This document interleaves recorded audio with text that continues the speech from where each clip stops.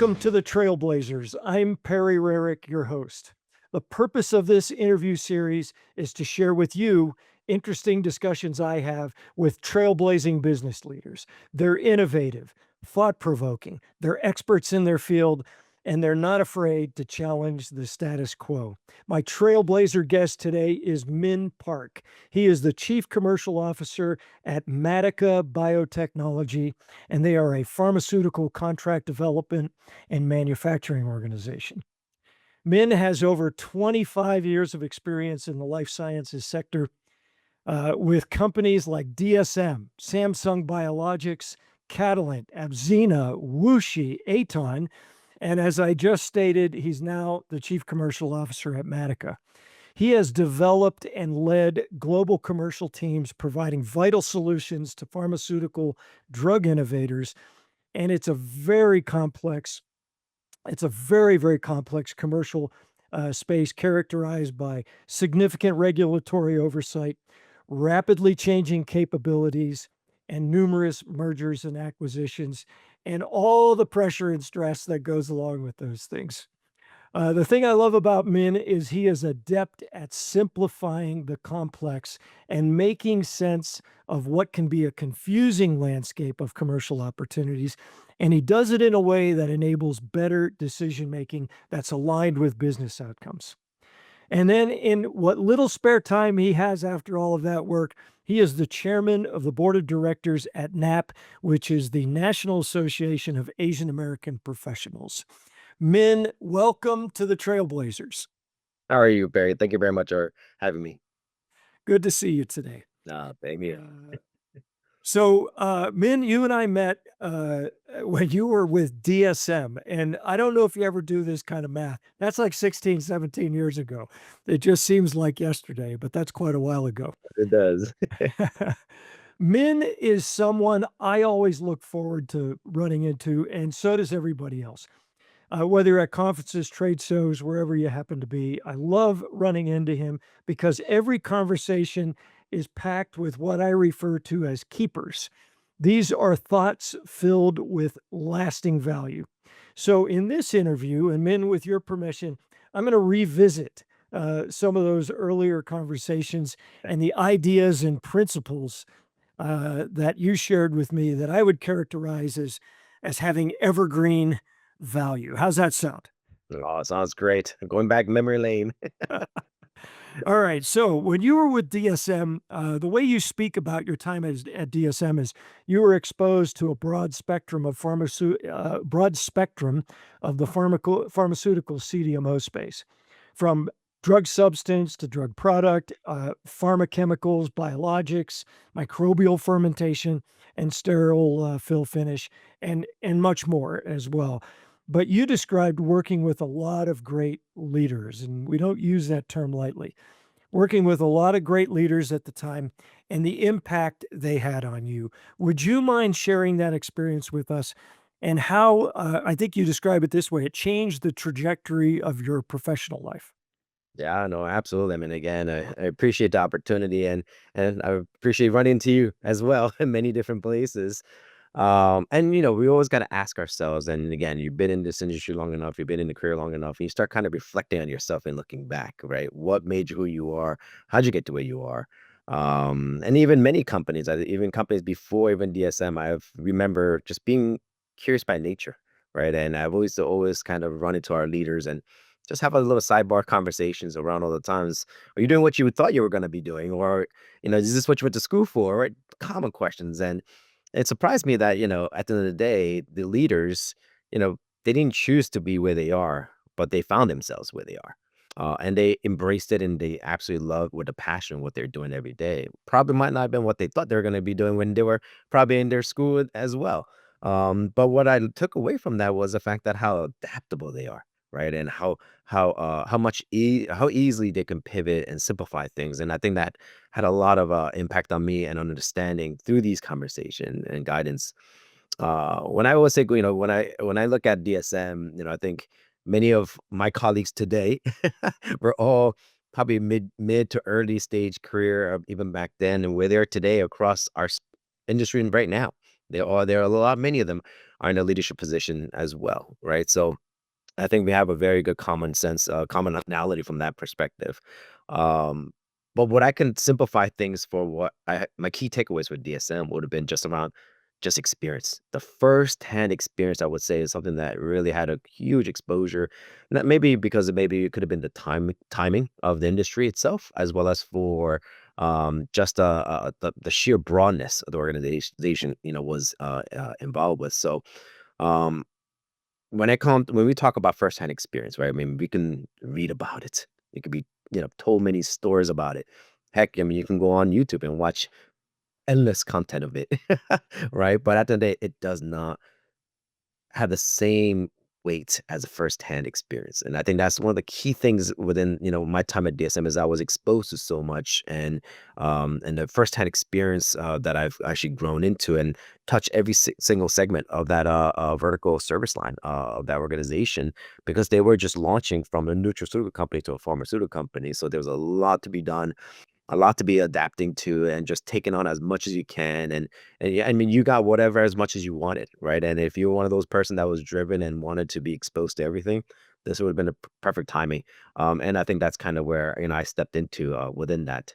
um Few things then I would say that because it was a startup at the point of getting to a new industry, I think one of the things they did a fantastic on was talent acquisition. I mean, talking about bringing the brightest leaders across the industry coming to DSM at the time, as well as hiring the raw new talent that was coming into the industry and grooming them and mentorship as well. But I would say the second part is really the mentorship, is because you had so many wealth of exceptional leaders, you had the opportunity, and that's if you wanted it, right?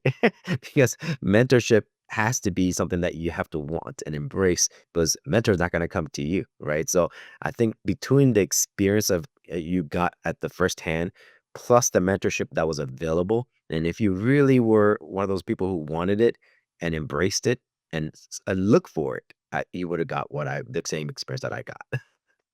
Yeah, what a great story, great experience, and, great lessons that, 20 years ago, you're still carrying those lessons.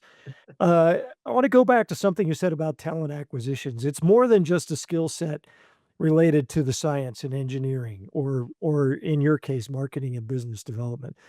There's a deeper, skill set that addresses what you're talking about, that contributes to your colleagues while you're working.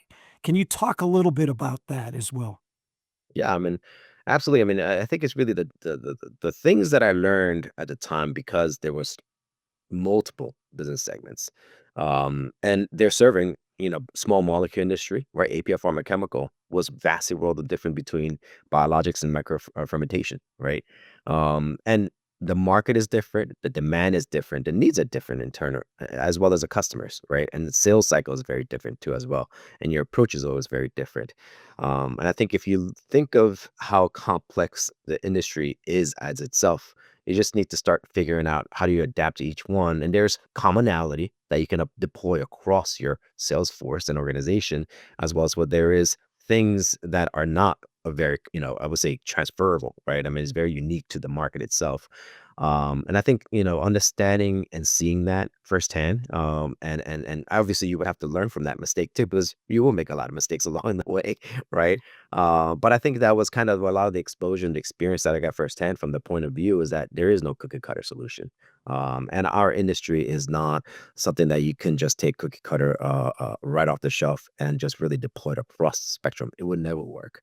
And I would say it's an easier route, but at the end of the day, I mean, easier route is never the best route.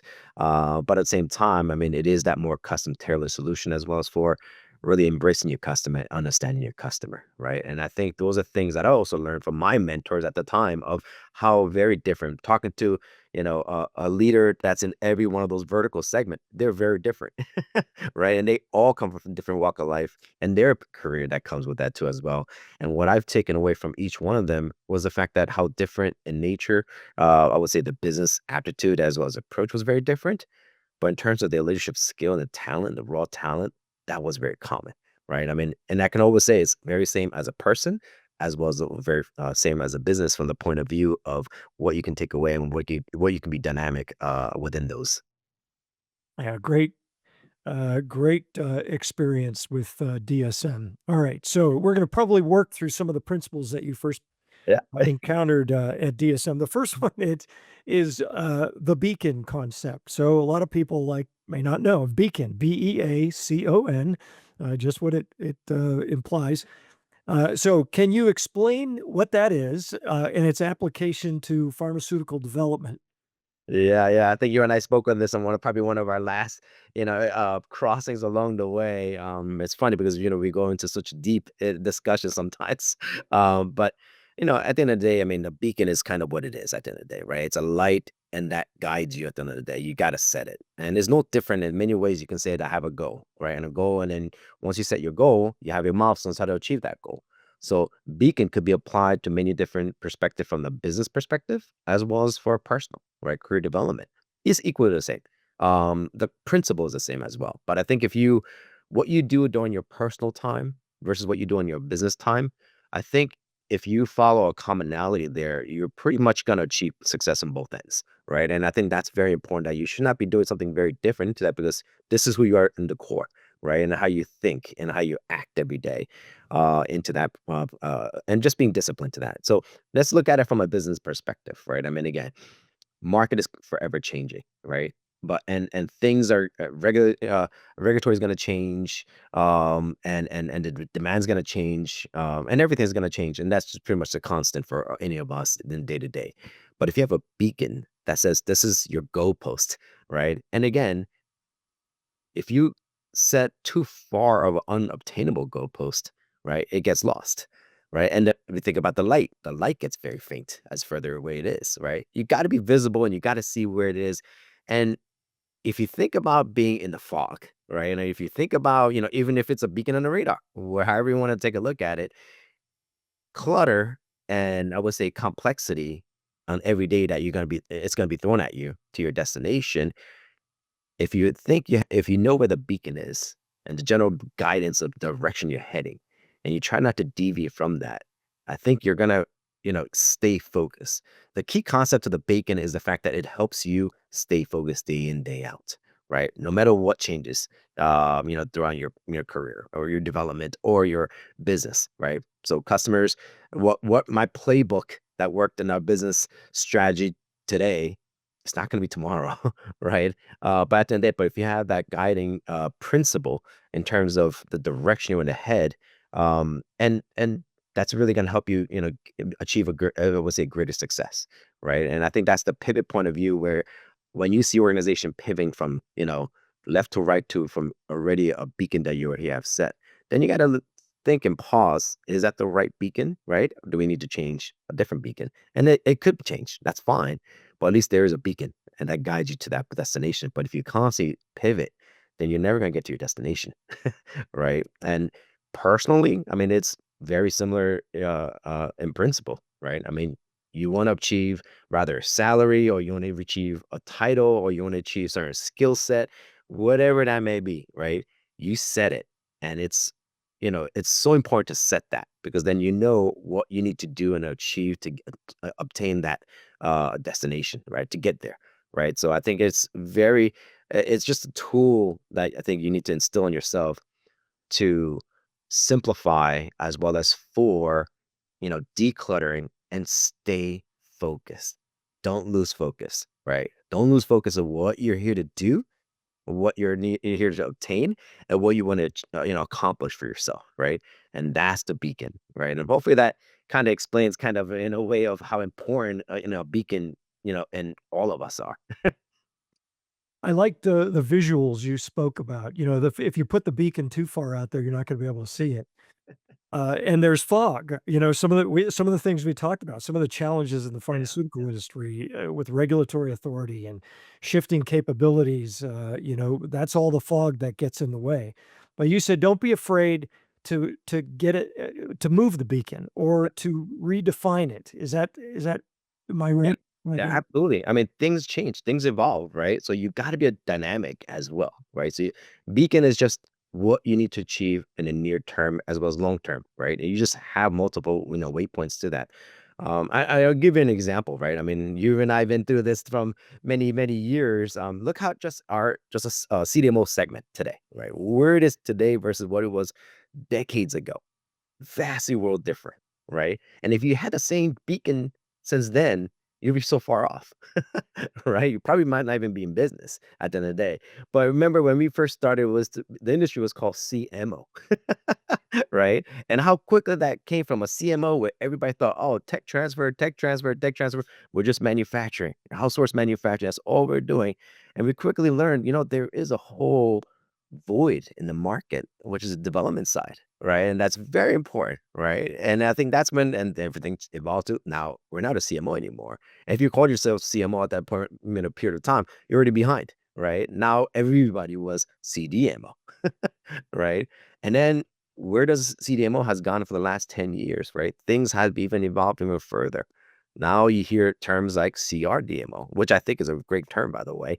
So CRDMO is the next evolution into what came originally from CMO to CDMO, and there's a CRDMO, and it makes absolute sense in that nature. I mean, we hear many other acronyms along the way, but I think the CRDMO is, I think, the real next evolution where things will evolve into. But again, each one of those, you would have to pivot and change your beacon because if you did not, your market is worldly different. Your market demand is very different. Your customers' value is very different, right? And how you're always forever, improving on ourselves, meaning trying to be innovative, you have to change your beacon, right? But at least once you set it during your journey, you stay focused. And it's so easy to lose focus every day. It is. What a great example. I have forgotten CMO to CDMO, now CRDMO. So, staying on the topic of CDMOs, that landscape is has a lot of casualties. There's a lot of failed CDMOs. There are going to be more that are going to disappear this year. Oh, yeah. And you believe that there's some common reasons that CDMOs fail so often or so much, and they're knowns. Would you mind sharing those? Yeah, I mean, it's not for the faint of heart. I would say CDMO industry for those that are very new to it, and those that are very seasoned to it, and those that are seasoned, we all know this is not for the weak stomach to bear. It's a very, very forever changing landscape and the demands to it. But when we look back at many companies, and again, I mean, there'll be many case studies written about this in the future too as we go because there is a lot of casualties in terms of many CDMOs just not making it. Rather, that could be from the, I would say, regulatory perspective that changed things, or just sheer market that changed that they were not able to adapt to it. But I think that really comes down to second, the word I just mentioned is adaptability. Can you as a CDMO that is forever changing landscape continuously adapt to the changes, such as what we just talked about from CMO to CDMO to CRDMO, right? And I think that's the point of view of the companies that if you're not adaptable, you're gonna be out of business. If you're not in tune with the what the market needs are, you're not gonna be in business. And in terms of just level of slowness, and that's the other part of it, right? And it's inevitable. As the organizations grow, there's a lot more layers. And a lot more layers becomes a lot more inefficient, and a lot more efficiency becomes a lot more bureaucratic. And we know how everything happens when it becomes a bureaucratic organization. It's just a standstill, right? And it's when I always think about the level of bureaucracy some of these companies have is going to be you're literally tripping on yourself. It's yours to lose, and you lost it because if you reflect back and be honest to yourself, why do we lose certain things, right? It could have been something that you did yourself into it, right? And it could have been avoidable, right? So it's that point of view of self-reflection to make sure that, as an organization, am I efficient from back then as it is today, right? And sometimes it's inevitable you cannot be, but you still need to strive to be, right? And you still need to put measures from that component to those. So I think a lot of the components for the CDMOs at the end of the day is really losing a touch with, I would say the reality of what the market is. And you heard me say the word playbook in the past, right? I mean, people try to always create the best practice and create a playbook that work. And a playbook at the end of the day is good as a beacon. It has to be dynamic. It has to change, right? What worked back then is not going to work today. I mean, if we look at cell and gene therapy market, just that alone, right? Cell and gene therapy market before COVID time, which was, heydays. I mean, through the beginning of, I would say COVID time, it was record year investment. We've seen the news over and over and over, right? I mean, things that if you created a playbook that worked back then and you try to deploy that exact same playbook today, worldly different. And you're gonna find out and you might find out 6 months or a year later that that playbook was your own wrongdoing, and you're gonna be out of business, right? So you got to understand what that is, and you got to reflect and look back at your playbook. And is that the right playbook for today's market?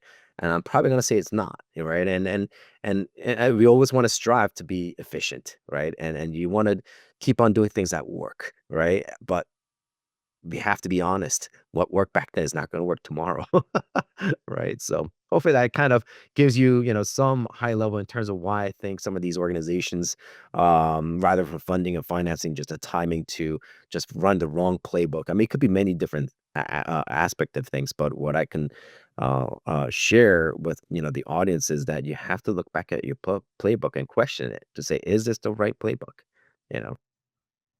So if I did a survey of CDMOs, CRDMOs, and I looked at their marketing collateral, I'm going to see the words adaptable, flexible, customer Over and over. centric, with speed. Yeah. All of those things are going to be there, but there's still problems. So Yeah. why, in spite of we know this, it's not a secret. Yeah. Why do they still exist? What's So stinging you? I'll give you a great example, right? I mean, back in maybe a decade ago or even beyond that, we used to always say, "What's the top three decision making, criteria for customer decision maker, right? For in our industry." And number one used to be always be across the board, like, oh, quality. Quality is number one, right? Remember those days? It's like across every CDMO, look at all their collateral. High quality, right? And then you got your flexibility, adaptability, and everything else that could be on. And if you looked at price, price was never in the top five. It was never in the top same page. It was in the bottom of the page, right? Or whatever it was. Um, but look at where it is today, right? If you don't have quality and high quality, matter of fact, you're not in business and you shouldn't be in business, right? Quality, I would say, is given. You have to always have the highest quality. Now, that shouldn't be in the top list. That should be more of a prerequisite to say you must have high quality, right? So that is off the chart altogether. So if you look at price from what it used to be back then, not even on the same page, how far has climbed up that ladder, right? Price is within the top three. And that has a lot to do with maybe our current economic environment today, which I'm pretty sure it does. And if you look at a lot of customers' point of view, that they're having very difficult time to raise funds, right? And a lot of that point of view comes down to price then. Now, if you look at an organization where you're maybe very inefficient, right?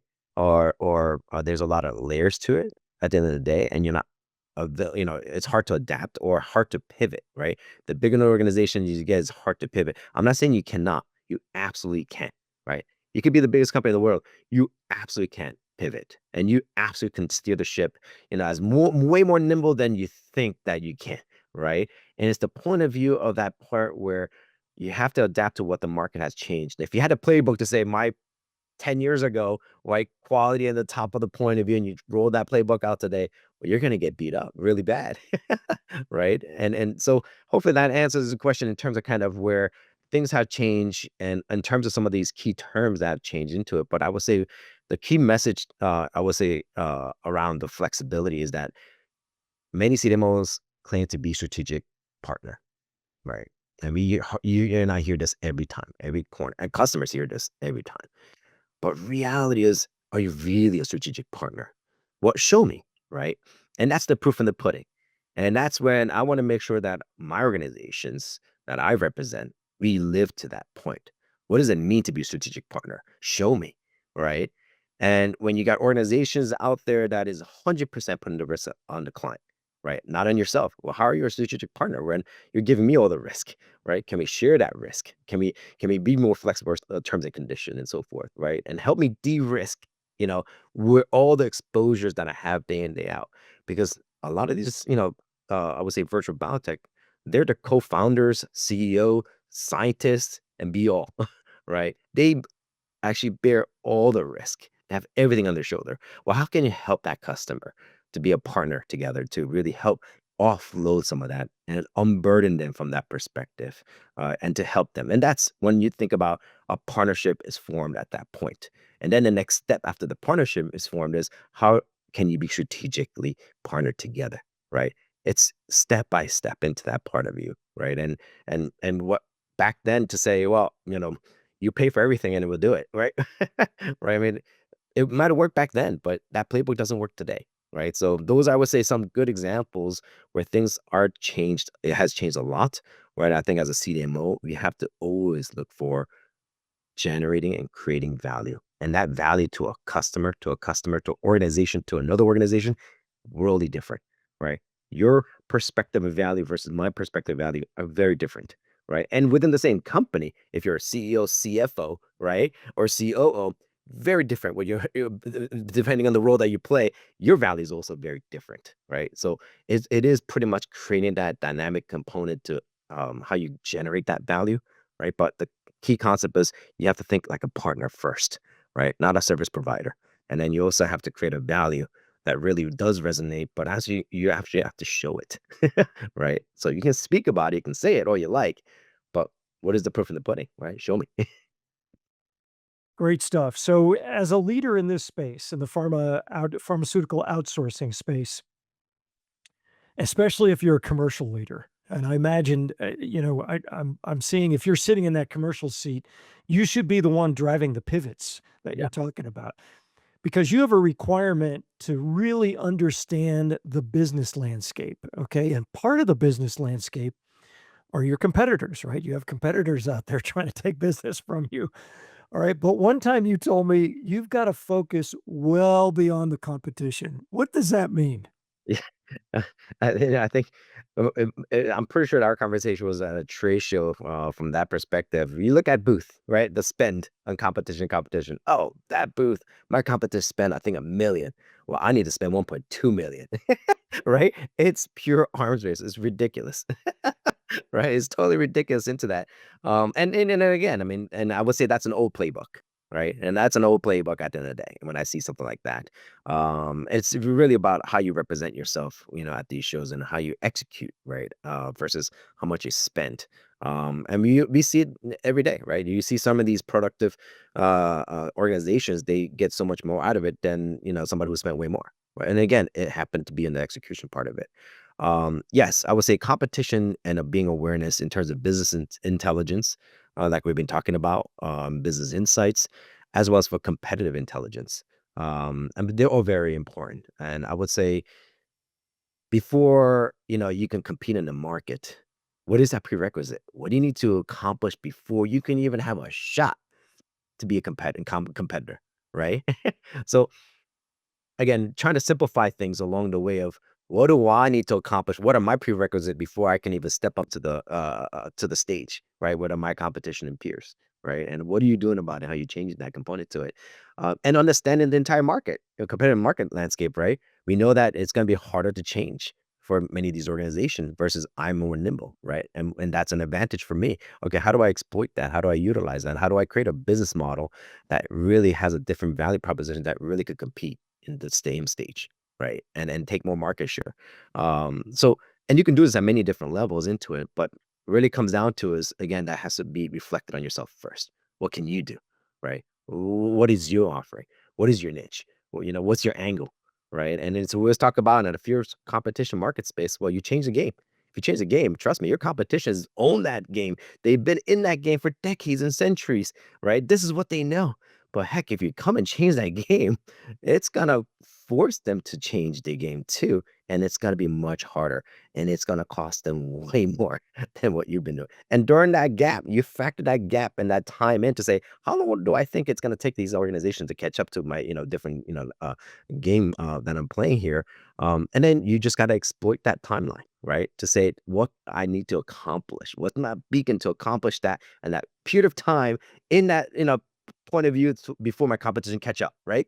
But that's your open opportunity. Because if you miss it, you sit around and do nothing about it, or you're slow about it, forget it. What was the point of even creating that, gap in the first place, right? So, and I think that has to start with well beyond competition. It has to start internally first, right? And I think a lot of the organization, I mean, you can go back to all the organizations, companies I've been with, talk to my old colleagues along the way is I was brought that simple mindset component to how do we change that game, right? Because it is a new entry to the market, and what you're offering and what your niche is, you have to have a niche. I mean, you say a CDMO, dime a dozen, right? I'm a biologic CDMO. Well, how many are there? I mean, you and I have seen many laundry list of it, right? Well, it doesn't matter if it's small molecule. Well, there's a lot of lists there too. Okay, let's look at cell and gene therapy. There's a lot of lists there too as well. So no matter where you look, there's a lot of competition out there. That's why we always say this industry is not for the faint of heart. And you have to have the stomach for it and bear it. But if you can declutter that, right? And I always run into this in the past where, when I look at companies, organizations, they think they're competing with everybody. I mean, how are you even gonna operate this organization if you think you're competing with everybody, right? And you figure out who am I truly competing with? Who are my true competition? And then you figure out what do I need to do in that competitive landscape to change that game? And if I change the game, what is that niche I'm bringing and the value I'm generating, and looking at my competition? How long can they do that? Can they pivot that and so forth, right? And I think that's the things that's been very different. Now I'll give you an example of that too as well. ADC market was extremely hot before cell and gene therapy market really exploded, right? And right after the cell and gene therapy market kind of, cooled, we had that cool off period, where ADC market came right back, right? If you look at the ADC market, it was very fragmented space. You know, there was a niche CDMO that did just conjugation, right? And created the map and everything else, all the components that is needed, even including the fill finish, right? It was all fragmented, that they had CDMO that was just doing one of each one of those pieces and component to it. Talk about a supply chain nightmare for somebody who needs to make that decision and to make this, happen for the organization. And then you had very few organization CDMOs that actually can do it all under their umbrella. But their umbrella was spanned between Europe, Asia, US. Even themselves internally was very fragmented. And that playbook work because now you have a lot more value to generate and created that for the customers to really simplify the supply chain. But then when I look, even further back into that is what evolved from even within that competitive landscape was the condensation in terms of can you do everything into one site, right? Now that is a game changer. It's totally different, right? Where back in, I would say many decades ago, we always talked about not putting all your eggs in one basket, right? We avoided that. We embraced that fragmentation back then. Today is very different too, right? Maybe it's just the dynamic of the simplifying the supply chain getting more complicated, as well as looking for that cost efficiency. That price that what we say is bottom of the page has rose through the ranks to say, how do I become, find an efficient partner and more economic partner, and how do I create all those values, right, and so forth. So that really drove a lot of different need on the game where you now in the ADC space, if you are in that, market, yeah, you would look for a partner that can do everything on the one single site, right? And do everything there for me. Right. And that is putting your eggs in one basket, which is very different than what was decades ago. Right. And then I can give you endless example, even cell and gene therapy space, right? I mean, you can find that somebody who can do it all. Or you can find somebody like us here at Matica, right? We're a viral vector specialist. We specialize in all the virus work that needs to be done, right? And we're not here to service everyone across the board. But at the same time, the niche at the end of the day we focus on is when I look at this organization is where are these, where the most market focused on, right? And customers that are much later stages, is what everybody's trying to go after at the end of the day. Well, you know what? Go compete in that space. Yeah, we do play in that space as well, but my focus is to help customers where they need the help now, today. The volume of customers that are in virtual biotech space, early academic that really are starting, and they have a world of different needs. Um, and every customer, I mean, I would say every CDMO space, they have, you know, ideal customer profile, right? That aligns with their revenue, it aligns with everything else that their organization is trying to go after and so forth. Well, I mean, I'm sure that a lot changes. That has a lot to do with the level of focus and attention they're given to those customers versus the others, right? But what about this huge segment that needs a lot of handholding, a lot of support, right? And I think that's really where if you want to be a partner, start there, right? Help them when they're the most the needs are there the most and grow with them together, right?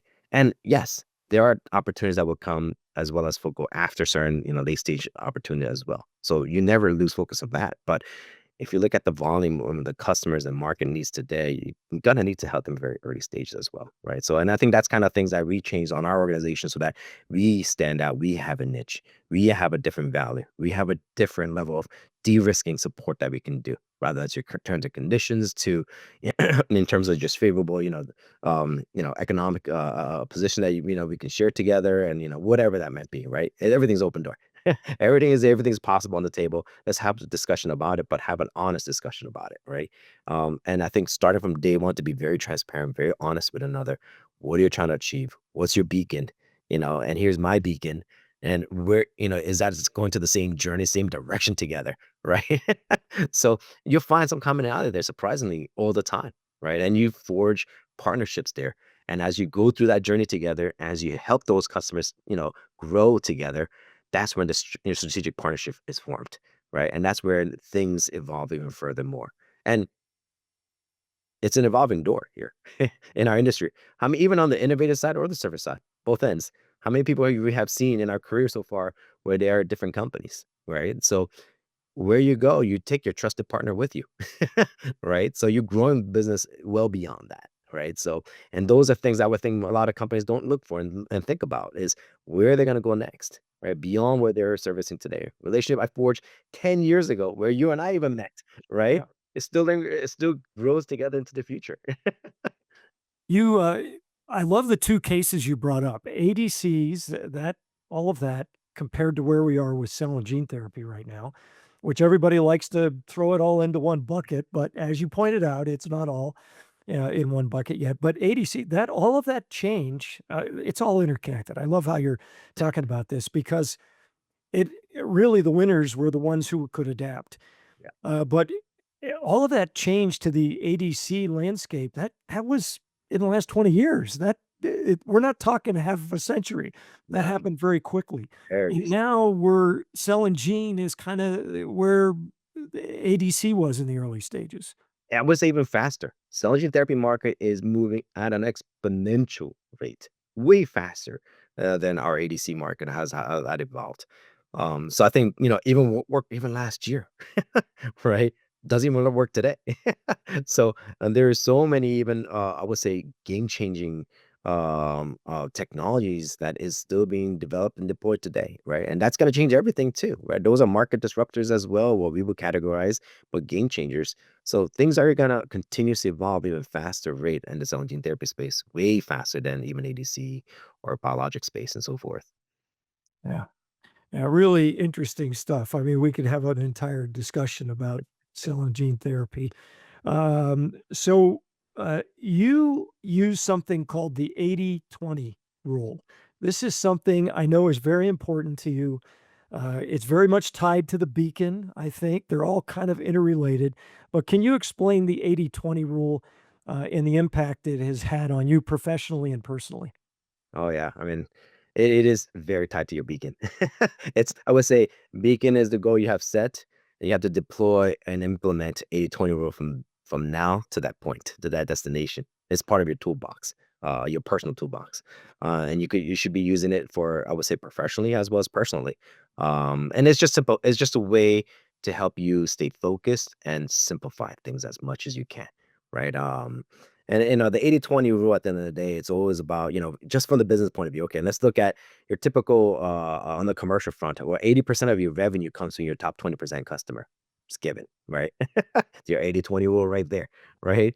And as well as from from a personal point of view, okay, well, your 20% of your tasks that you do every day results 80% of your output and your gain, right? That's your 80-20 rule. So it could be applied mainly from personally to I would say professionally, but what does not change is the fact that is how you focus and where you spend your time. All of us are busy as that. Tell me one person that you know and I know that is not busy, right? I mean, everybody is very busy. Now the question is, are you do you have the right busy, or are you expending your resource in the right place? And that's where the 80-20 rule comes in, professionally as well as personally. right? I mean, we all got families and kids and everything else too along the way. How are you imagining your time there? And how are you imagining your time at the work, right? And what you do have to every day. Work is endless, right? It's always there. And there's always new thing that's going to get added and constant changes.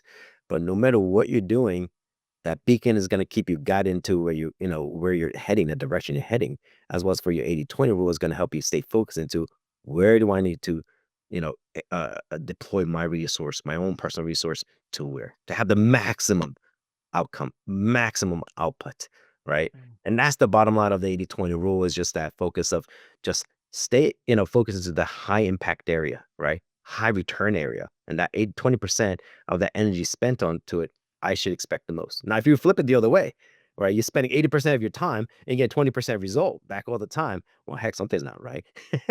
Right. So you just got to really look at it, gauge it from the point of view of what am I doing every day, to make sure that every task that I do has a maximum output and maximum result into that. And that goes to the commercial org as well, right? Look at your Yeah. team deployment, look at everything else too. Well, I mean, if our primary markets, you got the Boston, the Bay Area, right? And the RTP and, Philadelphia is a huge hub too for cell and gene therapy. Depending what market you're in, that changes as well, right? And wherever that is, that's literally the mass, the critical mass. And not saying you alienate anywhere else, you don't, but you deploy your teams and your resources where you're going to have the biggest gain and return, so that you're using the efficiencies and effectiveness to it. And how many organization that you and I have seen where it's really bloated. I'm like, there is so many sales reps. Do you need that? Do you need that huge force? Right. And it's the old classical age. Remember the physician detailing age, right? Where we used to have your classical, your pharma companies hitting your physicians, right? And statistics showed the more you hit the physician, the more, likely a prescription you get written. I mean, all that. I'm glad all the regulatory came in and changed everything else around at the end of the day. But that wasn't arms race back then. But it worked back then, right? Yeah. But at the end of the day, I mean, today is worldly different than back then as well from the physician detailing component to it. And you don't need that large of a force to have that same impact. And maybe you deploy your marketing team somewhere else to, have that critical mass reach of that 20%, right? Maybe you have your sales force really lean down to where you're going to have the critical return, right? To the Yeah. organization and so forth. And personally, I mean, again, I need to figure out what I need to spend my time on, right? And that's gonna change every day, right? If you have kids, well, the needs of the kids have a different journey, right?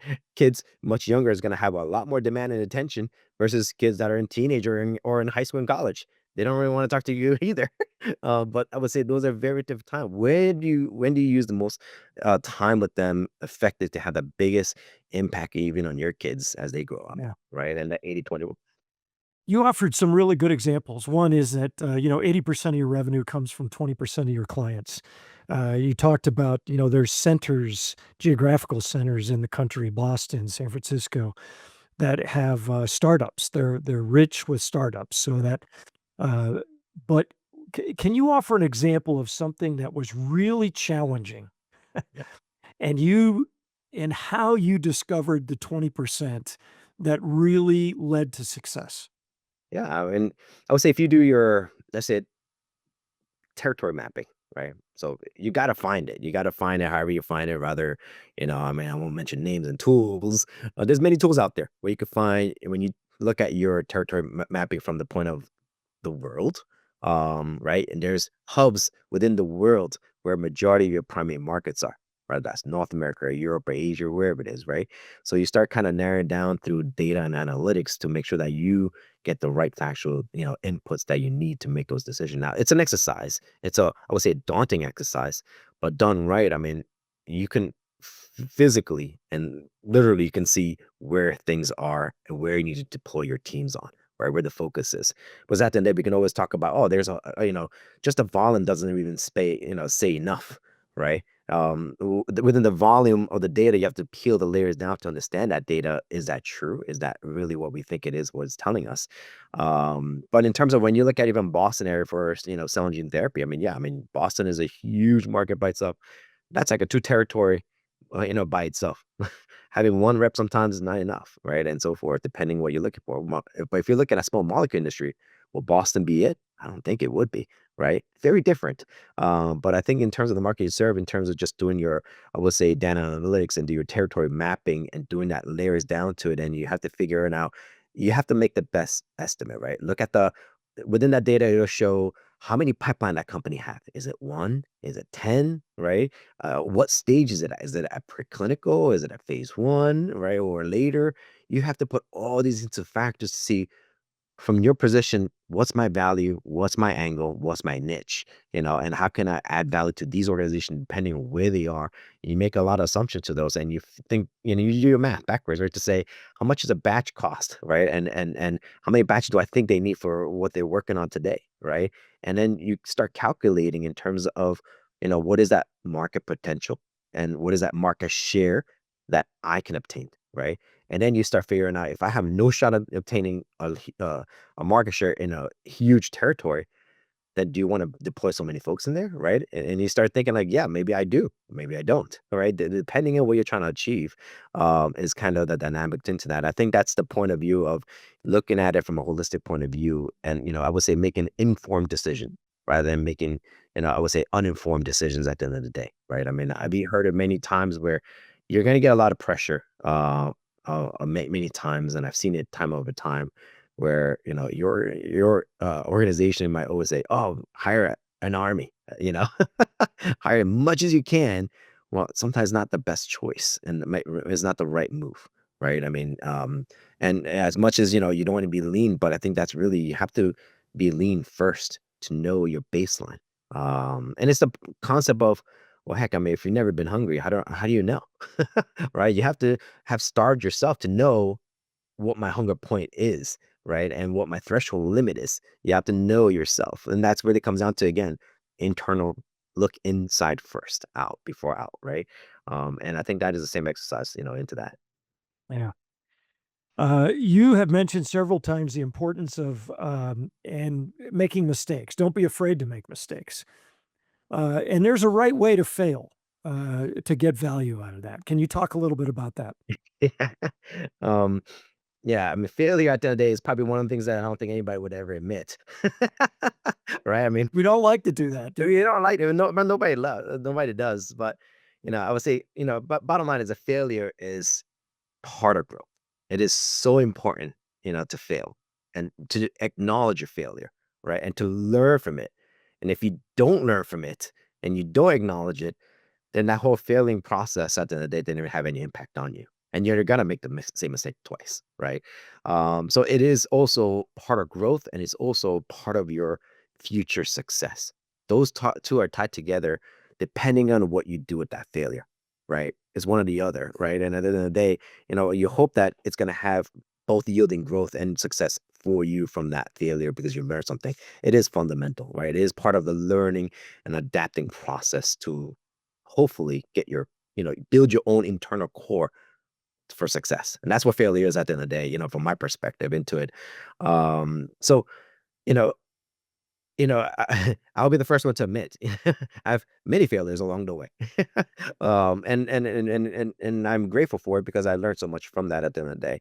But many, will be very hard. It's an area that I think many won't talk about. But if you have a great mentor and you talk to your mentor and have an honest discussion, and I think that's really where a lot of this gets uncovered, and a lot of this gets learned, and passed down, right? And the failures that I learned from my mentors, right? And it's amazing how much I bring up my failures to them. And they say, you know what? Here's a failure that I did something very similar to you. I would have never known that. To me, this person was perfect. I would have never thought this person was never failure into that, but it's blows your mind to say, wow, okay.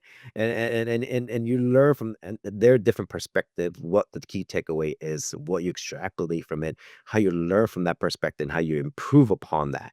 Right. And failure is, I would say, a prerequisite to your prime 2.0 version of yourself, right? Your next version of you, right? A better version of you, to have learned that. And it goes down to our first discussion on today's, conversation was that experience. Failure is part of your experience, right? First hand experience. And it's probably the most painful one, but it is your first hand experience that you're going to get. You didn't read about it. You didn't hear about it. You didn't, watch YouTube video about it. but you actually experienced it firsthand, right? And that's going to help you even motivate you to get to your 2.0 version of yourself. So in the pharmaceutical industry, tech transfer is common, especially if you're involved in outsourcing. If you're a CDMO, you got to be really good at that. That's a critical set of tasks that you've got to really do well. At a high level, I would argue that tech transfer is knowledge transfer, right? Yep. And but knowledge transfer outside of that, we struggle with that a little bit. Why is that? Why does that exist? Well, I mean, if you look at the tech transfer itself, I mean, you have, organizations that done it hand over feet, time after time, decade after decade, right? Um, but at the end of the day, if you look within those organizations, who did it, right? It's the people who've actually done this over and over and over and over, right? Yes, the organization gets credit for that, right? But it's the people that actually did it and processed it and made sure it was a success and done right. When I look at organization, a startup organization, when we always talk about, oh, this is a brand new organization, they never done tech transfers and so forth. Okay, that is absolutely true.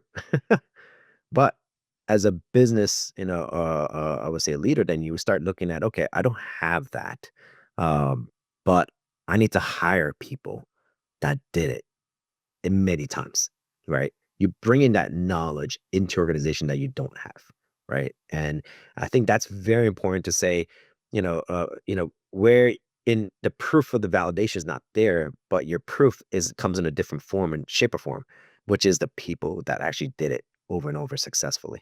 And you build your organization from that point forward, right? So you have to start somewhere from that.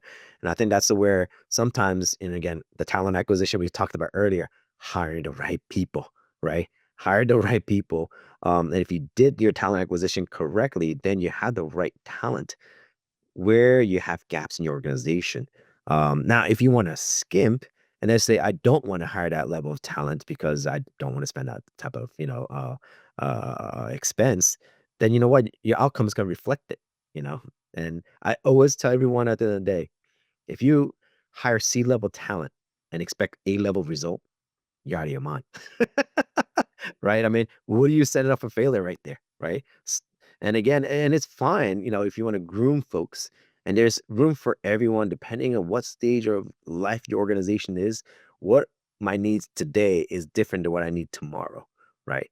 And if I have a framework that I need to jumpstart right away, I'm gonna hire the right talent right away to get that jump started. And then we're gonna hire everyone else to build our organization, reinforce it, and hopefully do your knowledge transfer, do your mentorship, do your pass down and groom those next generation of ways that give them that experience firsthand to be your next generation leaders within your organization, right?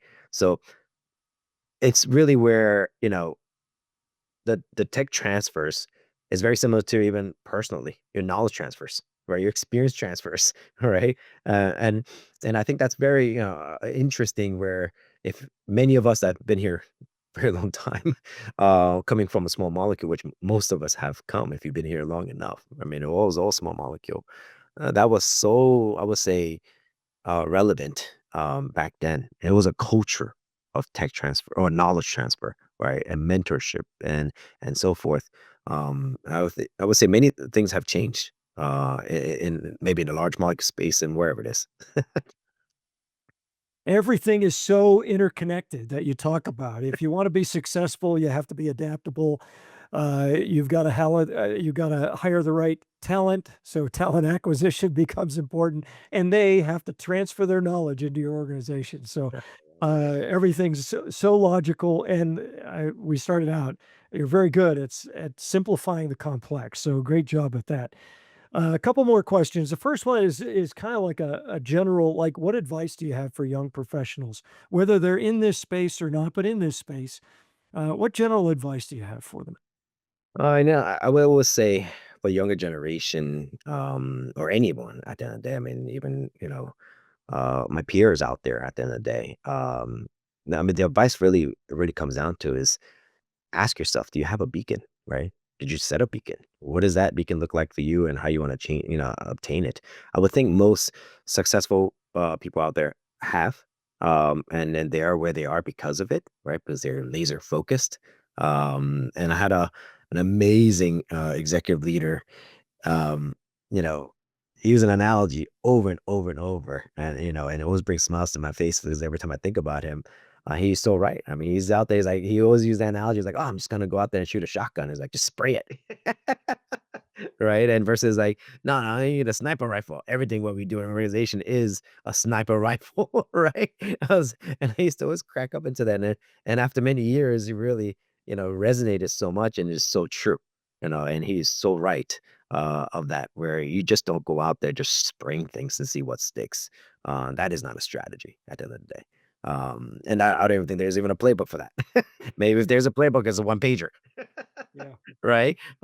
So I would say from that perspective, for advice for many out there is have a beacon, wherever you are in your career, and so forth. Just that beacon is gonna so help you to gain that clarity and that focus. And but you have to be disciplined to really navigate because there is a squirrel everywhere. Where you can look and there's a squirrel over there, a squirrel over there. It's like don't lose sight of that focus, but that beacon's gonna help you, really guide you to say through all the clutter, through all the I would say changes that's gonna get thrown at you every day. You stay focused to what you are, rather that's from a personal career perspective, what you want to obtain and how fast you want to get to that beacon, versus in terms of business accomplishments that you want to achieve as well, and deploy that 80/20, 80/20 every day, all day. And I'm sure my kids are so sick of me, saying that over and over. Because I do say that to my kids all the time is the 80/20 rule. And I give them an example of what they're to focus on, the 80% all the time, right? So, but is that 80/20 rule? Just deploy that in your everyday life, across the board and even your professional life and what you do and how you manage your team, right? Because at the end of the day, you're the leader. If you're a leader, you better be very efficient. You better lead from the front, not from the back. You better roll up your sleeve. I mean, I tell you, I make calls myself every day, right? I mean, it doesn't matter. I will be the first one to show you how it's done, but become that effective leader and get that mentorship because without that mentorship and without that knowledge transfer, you're going to do this by yourself. I understand we have AI. I understand we got all of this out there. I understand there's way more information today than ever, which I am very envious and jealous of. But we wish we had that back then. But they have so much more avenues into that. But again, all these things that I mentioned are just your tools. It's part of your toolbox. It's up to you if you want to use the tools or not. I hope you do, right? Because there's tools there for a reason. So deploy that 80/20 rule and stay focused, have that beaconed, and just keep on marching, right? No matter how cold and how heavy your backpack might be, whatever it is, just keep on, blasting it through. Because I always tell myself, you know, there are many who has walked this path before myself. My mentors have, right? Everybody has as well, but they got through it, right? And no matter how gloomy and how difficult it may seem, others have had it worse than you, and they have walked this path with way less. And heck, our next generation have way more available to them than what we would ever have in our generation lifetime. But that doesn't mean it's going to get easier, right? It just still the same. Focus still the same. You have to have a strong heart and strong will and be motivated, to get out there. So yeah, motivate yourself, be that different, be that 80/20 rule. 80% of, I would say just human nature are all the same, right? People do the same things all the time. But I always tell younger colleagues and those who I'm coaching along the way is think about what you do every day. And what does it take you to take that one extra step to do one extra more than anybody else? Because 80% of the people out there are going to do the same thing. Be a minimalist, do the minimal things, and get out of there, right? Well, what if you stayed a little longer? What if you did one more step extra work or whatever it is? What is that gonna cost you, right? That time, right? It might not be much, but heck, that little extra is gonna stand you apart than anybody else. Stand out, be different. You are your own brand. I probably had a whole conversation on this with somebody else onto it. Treat yourself as your own personal brand. What do you want your brand to be when look like out there? Right? You have to manage it, right? You have to nurture it. and you have to invest your time into it. So you want to be that person that does the same like everybody else, right? Be, just punch and punch out, or do you want to go above and beyond, right? And stand out. And it might not take much. We talk about that 20% effort and tactics gives you 80% result. Right? Great, So yeah, great that's advice. advice. Yeah, great advice, man. Thank you. Thank you for that advice. No, no, You're also the chairman of the board of the directors at NAP, which is the National Association of Asian American Professionals. What is that? What does NAP do, and how did you get involved? yeah, I mean, I would say the simplest way of putting it is just really helping many younger career professionals. Really, we help them develop their career advancements, build their to build next generation leaders. What you and I might have achieved in decades, we hope that they're going to achieve in a shorter period of time, right? And but that's through development, that's through mentorship, that's through guidance, right? And best practices and so forth, and as well as exposure. And that's what we bring to the table is we help a lot of these earlier career professionals to achieve things at a greater level, and expose them to a whole lot more, I would say, network that they would never be able to achieve by themselves. And that's really the fundamental core to it. The second part is just the community. We serve a huge amount of community component to that as well. So we're very active into that. I mean, it is a 501, C3 organization. I mean, is 100% volunteer from our side, and it's a Nat Philadelphia one to be specific into that. Um, and I think that's really what we strive to do and what we have been doing into that. I mean, the things that I posted recently on our LinkedIn, at the end of the day, I mean, we do scholarships for kids as well. That's really getting to the workforce, even earlier string to that as well. So we do a lot of things with that. But I got involved with because organization that I worked down in Philadelphia, and I was spending a lot of my time there. And I attended one of their one events, and it blew my mind because how well organized and the level of caliber of people that were there at the event, and it was a networking event, to support their endeavor, what they were trying to do, which is still, today the same. And I was just blown away by it, and then next thing you know, I took a very keen interest to what they're doing, learn a little bit more about it, and I just became active to say, you know what, I'm just gonna help out. I'm gonna attend. I started attending and I started attending to, you know, can I help out? Right. I mean, what do you need? Right. I'll come a day early, whatever you want, right? Whatever it is to, really deploying my insights, and sharing a lot of young professionals that are there, trying to really help them along the way. And next thing you know, I get nominated to be in the board. And next thing you know, I get nominated to be on the chair. So that's been the journey into it. It's pretty much, giving back. But at the end of the day, it really is that part of it that as much as you grow and you have to look back and reflect, how did you get to where you are today? Who had involvement in that? Who had an impact in you, right? And there's quite a bit. And then you have to really turn back and say, I need to give back to wherever that might be. Giving back comes in many different shape or form, however it works for you, right? But I think I'm really big believer to help these young career professionals have an impact on their life. Maybe because I'm an immigrant, myself, that when I came to this country, I learned a lot of things through help of many others, right? And I think that really helped me guide me to become where I am at, at the end of the day. I mean, yeah, I made terrible mistakes along the way, that's for sure. Right. But I learned from that, right? And I did learn quite a bit from that, from that, all those failures and mistakes, even I made a personal level. But professionally, I mean, there are folks in my lifetime that had a profound impact. They may never know the level of impact, but had a profound impact, right? And getting me and straining me to, where I need to focus.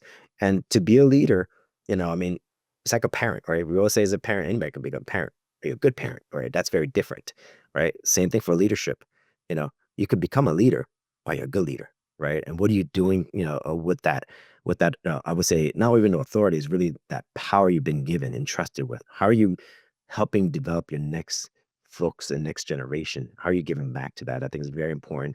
And I can do it in two ways, right? Professionally, what I do every day versus kind of the time I spend with NAP as well to help our next generation of folks within that to help accelerate their career path as well. What a great example of giving back. If somebody wants to learn more about NAP or get involved, how can they do that? Yeah, I would say find me on LinkedIn. That's always probably the best way. I mean, your homework to find me, right? You had to do that one extra step to go dig around to find me there, but find me, or network with me through any many different ways. But I would say connect me with to, LinkedIn. I mean, I have pretty vast network, and I'll get you in touch with whoever you need to get in touch with, and so forth. But yeah, I would say find me on LinkedIn. Awesome. Find Min on LinkedIn. You will not regret it. You will have conversations like he and I have had today and for the last 17 years or so. They're always very valuable.